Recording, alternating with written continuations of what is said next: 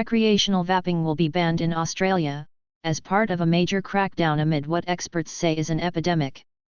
Minimum quality standards will also be introduced, and the sale of vapes restricted to pharmacies.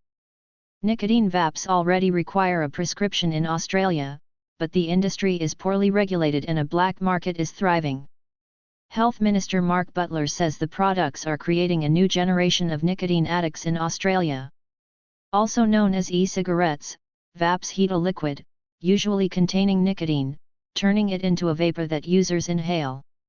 They are widely seen as a product to help smokers quit. But in Australia, vapes have exploded in popularity as a recreational product, particularly among young people in cities. Just like they did with smoking.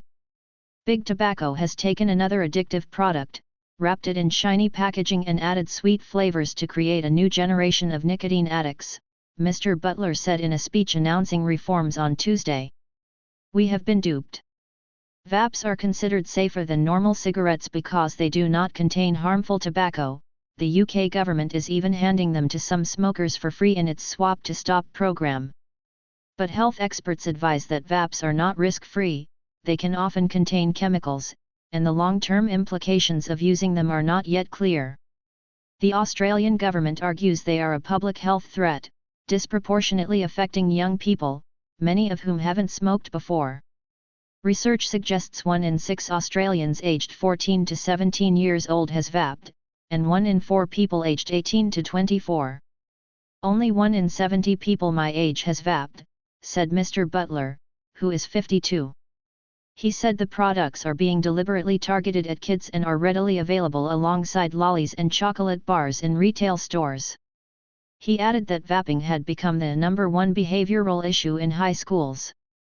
Some have begun installing vape detectors in bathrooms, Australian media has reported. Australia already has some of the strongest anti-smoking laws in the world. Mr. Butler on Tuesday compared the new vape reforms to those used to reduce cigarette smoking in Australia to one of the lowest levels among advanced countries. The reforms include a ban on all disposable vapes and a crackdown on the import of non-prescription products. Scripts will be necessary for the vaping products that remain legal, and they will be required to have pharmaceutical-like packaging. Restrictions on flavors, colors, nicotine concentrations, and other ingredients will also be introduced. No more bubblegum flavors, pink unicorns, or vapes disguised as highlighter pens for kids to hide them in their pencil cases, Mr. Butler said. However, he said the government will also make it easier for people to get a prescription for a legitimate therapeutic use. A timeline for implementation will be announced at a later date. A handful of other countries, like Singapore and Thailand, have also banned vaping, and Australia's medicines regulator, the Therapeutic Goods Administration, has been recommending reform. The Cancer Council said the changes could reverse the e-cigarette epidemic and prevent history repeating itself for a new generation of Australians.